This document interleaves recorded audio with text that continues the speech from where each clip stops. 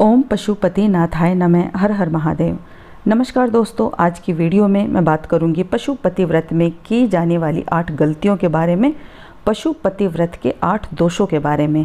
अगर आप पशुपति व्रत कर रहे हैं तो इन दोषों पर अवश्य ही ध्यान दें, क्योंकि आप ही के माध्यम से किए गए कमेंट के द्वारा ही मेरे को पता चलता है कि आप पशुपति व्रत में कौन सी गलतियां कर रहे हैं। ऐसे कौन से सबसे मुख्य 8 बड़े दोष हैं जिन दोषों की वजह से आपका व्रत ही पूरा नहीं हो पा रहा है। और जब आपका व्रत ही पूरा नहीं होगा तो आपकी मनोकामना भी अधूरी ही रहेगी। पशुपति व्रत एक ऐसा अद्भुत और चमत्कारिक व्रत है। शिव पुराण में इस व्रत की महिमा का वर्णन किया गया है। शायद आप में से काफ़ी लोगों ने शिव पुराण में इस व्रत के बारे में देख भी लिया होगा और पढ़ भी लिया होगा। पशुपतिनाथ जी के 5 व्रत आपको सुनने में, करने में बहुत ही सरल लगते हैं। लगता है कि आप बड़ी सरलता से इन व्रतों को कर पाएंगे, लेकिन ये व्रत किसी अनुष्ठान से कम नहीं है। जब आप इन 5 व्रतों को करते हैं तो इन नियमों को, इन गलतियों को, इन दोषों को आपको गलती से भी नहीं करना है, तभी आपकी मनोकामना पूरी होती है। सबसे बड़ी गलती है जब आप इस व्रत की पूजा करते हैं कि एक व्रत में आपने पूजा 8 बजे की है, दूसरे व्रत में आपने पूजा 10 बजे की है, या फिर तीसरे व्रत में आपने पूजा सुबह सवेरे राहु काल में की है। तो सबसे बड़ी गलती है कि राहु काल में आप कोई भी पूजा करते हैं, कोई भी पाठ, दान, पुण्य के ऐसे कोई भी कार्य करते हैं जिसका परिणाम सदैव शून्य ही रहता है। राहु काल में की गई पूजा पाठ, दान, पुण्य के कार्य सदैव शून्य ही रहते हैं, जिसका आपको कोई भी लाभ प्राप्त नहीं होता। सोमवार के दिन जब भी आप इस पूजा को करें तो सुबह 7:30 बजे से लेकर 9 बजे के बीच में आपको इस व्रत की पूजा ही नहीं करनी है। आप 7:30 बजे से पहले कर सकते हैं, 9 बजे के बाद में कर सकते हैं, लेकिन आपको 5 व्रतों में एक ही समय निश्चित करना है। देखिए, आप दवाई लेते हैं तो आपको वो दवाई भी तभी काम करती है जब आप उस दवाई को 5 दिन या 4 दिन कंटिन्यू उसी समय पर लेते हैं। अगर उस दवाई को एक समय पर ना लिया जाए तो वो दवाई भी असर नहीं करती। इसी तरह से आपकी पूजा का, आपके पाठ का फल आपको तभी प्राप्त होता है जब आप उसे एक निश्चित समय पर करते हैं। सुबह की पूजा के लिए आप एक निश्चित समय आप सेलेक्ट कर लें कि आपको इतने बजे ही पूजा करनी है, और इसी तरह से आपको शाम को प्रदोष काल के समय पर ही पूजा करनी चाहिए। काफ़ी लोग हैं 4 बजे ही पूजा करने के लिए लग जाते हैं। कुछ लोग ऐसे हैं कि प्रदोष काल ख़त्म हो जाता है उस समय पर पूजा करते हैं, लेकिन आपको नेट पर, इंटरनेट पर, यूट्यूब पर अच्छे से देखकर सर्च करके प्रदोष काल का समय है, उसी समय पर आपको पशुपतिनाथ जी का पूजन करना चाहिए। भगवान भोलेनाथ की, पशुपतिनाथ जी की प्रदोष काल में की गई पूजा 1000 गुना ज़्यादा लाभकारी और फलीभूत होती है। इस बात को आप समझिए।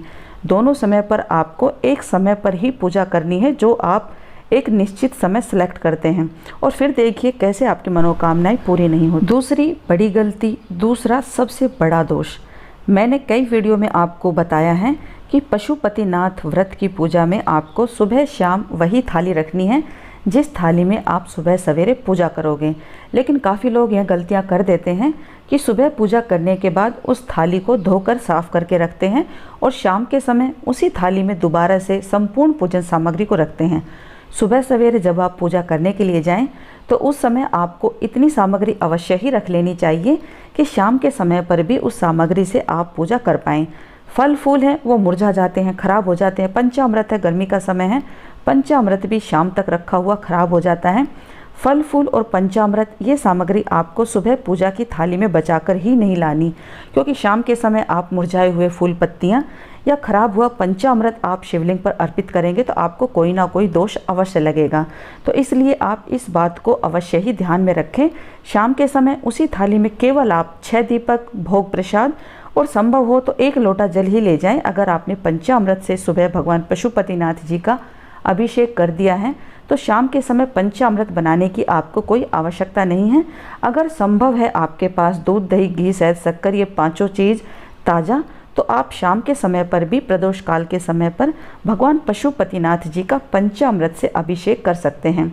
तीसरी सबसे बड़ी गलती, तीसरी सबसे बड़ा दोष जो अधिकतर करते हैं, मैं ये नहीं कहती कि सभी लोग करते हैं, लेकिन कुछ लोग हैं जो करते हैं, जिनकी मनोकामनाएं अधूरी हैं। वो बार बार पूछते हैं कि दीदी दोबारा से इस व्रत को कब से शुरू करें। तो देखिए, पहले तो आप इंतज़ार करिए 1 महीने का। भगवान पशुपतिनाथ जी से विनती कीजिए कि अगर कोई हमसे त्रुटि हुई है तो उसे आप क्षमा करें, हमारी मनोकामनाओं को पूर्ण करें। हो सकता है कि 1 महीना जब आप इंतज़ार करेंगे तो आपकी मनोकामना शीघ्र ही पूरी हो जाए। और काफ़ी लोगों के कर्म इतने तेज होते हैं कि वो जिस भी पूजा पाठ को करते हैं उनका भाग्य इतना प्रबल होता है कि 1 या 2 व्रत करने से ही उसकी मनोकामना पूरी हो जाती है। और ऐसा मैंने कई वीडियो में आपको बताया भी है। आप भी पशुपतिनाथ जी के 5 व्रत करके अपने भाग्य को इतना प्रबल कर लीजिए कि उद्यापन से पहले ही आपकी मनोकामना भी पूरी हो जाए। भगवान पशुपतिनाथ जी को पशु पक्षियों से बेहद ही लगाव है, इसलिए आपको पशु पक्षियों को रोटी दाना पानी अवश्य ही खिलाना पिलाना चाहिए, जिससे कि आपके नवग्रह मजबूत हों। और जब नवग्रह किसी व्यक्ति के मजबूत होंगे तो उसकी समस्त मनोकामनाएं धीरे धीरे पूरी होने लग जाती हैं। अगर आपको इन 5 व्रतों के बीच में किसी असहाय जरूरतमंद की सेवा करने का मौका मिल रहा है तो इस कार्य को आप अवश्य करें। किसी असहाय जरूरतमंद की सेवा करने से आपके नवग्रह हैं एकदम मजबूत होंगे, शनि ग्रह भी आपका मजबूत होगा। किसी असहाय जरूरतमंद की सेवा करने से आपके नवग्रह इतने मजबूत हो जाएंगे कि आपका भाग्य इतना प्रबल हो जाएगा, आपका भाग्य इतना तेज हो जाएगा कि 5 व्रत जब आप करने की शुरुआत करते हैं, संकल्प लेते हैं, तो संकल्प के समय ही भगवान पशुपतिनाथ जी की इतनी कृपा होती है कि 1 या 2 व्रत के अंदर ही आपकी मनोकामना पूरी हो जाती है। और ऐसा काफ़ी लोगों के साथ हुआ भी है। मैंने आपको अनेकों कमेंट्स दिखाए भी हैं। एक तो मैंने स्क्रीनशॉट लेकर भी आपको दिखाया है कि दूसरे तीसरे व्रत में ही उनकी मनोकामनाएं पूरी हो गई हैं। सुबह शाम जब भी आप पूजा करें, 1 रुपये का, 2 रुपये का या 5 रुपये का सिक्का आप अवश्य ही चढ़ाएं। दक्षिणा के बिना आपके द्वारा की गई कोई भी पूजा है वो कभी भी फलीभूत नहीं होती, चाहे आप 1 रुपये का सिक्का ही क्यों ना रख दें। दक्षिणा के बिना आपकी पूजा सदैव अधूरी मानी गई है। इस बात को आप अवश्य समझिए। और मैं तो यही कहूँगी कि सुबह सवेरे थोड़े से खुले सिक्के आप अपनी थाली में ही रख लें। शाम के समय पर भी आप उन्हीं सिक्कों को अपनी पूजा में चढ़ा सकते हैं। सबसे बड़ी गलती एक आप यह भी करते हैं कि शाम के समय जब आप मंदिर में पूजा करके आते हैं तो दरवाजे पर आप छठा दीपक लगाना ही भूल जाते हैं। छठा दीपक लगाया ही इसलिए जाता है ताकि आपके घर में किसी भी प्रकार की कोई भी नकारात्मक ऊर्जा प्रवेश ही ना कर पाए। 5वीं सबसे बड़ी गलती, सबसे बड़ा दोष जो अक्सर जाने अनजाने में आप में से अधिकतर लोग कर ही देते हैं। मैं ये नहीं कहती कि सभी करते हैं, लेकिन कुछ लोग कर देते हैं। जब तक कोई दूसरा पूजा करता है तब तक आप किसी अन्य से किसी दूसरों की निंदा बुराई करने लगते हैं, जो सबसे बड़ा दोष है। आज के दिन तो आपने भगवान पशुपतिनाथ जी का अगर किसी ने पूजन किया है तो उस पूजा की भी आपको निंदा नहीं करनी चाहिए। यहाँ तक कि अपने घर पर भी किसी दूसरों की चर्चा नहीं करनी चाहिए। आज के दिन को आपको भगवान पशुपतिनाथ जी का स्मरण करते हुए, उनकी आराधना स्तुति करते हुए ही व्यतीत करना चाहिए। यहाँ तक कि आज के दिन आपको अपनी माँ से, बहन से, भाभी से भी किसी दूसरे की इधर उधर की बातें गलती से भी नहीं करनी चाहिए। सबसे बड़ी गलती, सबसे बड़ा दोष एक यह भी है, आज आप व्रत करते हैं तो व्रत वाले दिन ही आप सोते हैं। सोना सबसे बड़ा दोष बताया गया है। व्रतधारी को आज के दिन गलती से भी दिन में नहीं सोना चाहिए। भगवान पशुपतिनाथ जी का स्मरण करते हुए ही अपने दिन को व्यतीत करना चाहिए। उन्हीं की आराधना, उन्हीं की स्तुति करनी चाहिए। जितना आपसे बनता है पशुपतिनाथ जी के 108 मंत्रों का भी आप स्मरण कर सकते हैं। यह पशुपतिनाथ जी का जो मंत्र मैंने पहले ही आपको सुनाया, ओम पशुपतिनाथाय नमः, इस मंत्र का आपको ध्यान करते हुए पशुपतिनाथ जी के दिव्य स्वरूप को आपको आंख बंद करके एक बार अवश्य ही स्मरण करना चाहिए। अगली सबसे बड़ी गलती एक यह भी करते हैं काफ़ी लोग कि जो भोग प्रसाद भगवान पशुपतिनाथ जी को अर्पित करने के लिए जाते हैं, उसमें से जो एक हिस्सा आप स्वयं बचा कर लाते हैं अपने लिए, उसे स्वयं ग्रहण करना ही भूल जाते हैं। अन्य कोई भोग प्रसाद खा लेते हैं, भोजन कर लेते हैं, लेकिन वह प्रसाद थाली में ही रखा रह जाता है। इस वजह से भी आपका व्रत अधूरा रहता है। इस भोग प्रसाद को आपको अपने बच्चों को या अपने घर परिवार में किसी सदस्य को भी आपको नहीं देना, केवल इसे आप ही को ग्रहण करना है। आप बताइए, आप बिना प्रसाद ग्रहण किए अपने व्रत को कैसे पूर्ण कर सकते हैं? पशुपतिनाथ व्रत का एक बहुत ज़रूरी नियम यह भी है कि ये 5 व्रत आपको कंटिन्यू करने होते हैं।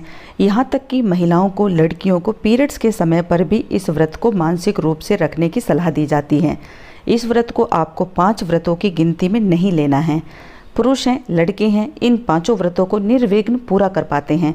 लेकिन जिनके घर में सावड़, सूतक अगर गलती से भी लग जाता है तो उस समय पर भी आपको इस व्रत को मानसिक रूप से रखना है। किसी भी वजह से आप इस व्रत को बीच में नहीं छोड़ सकते।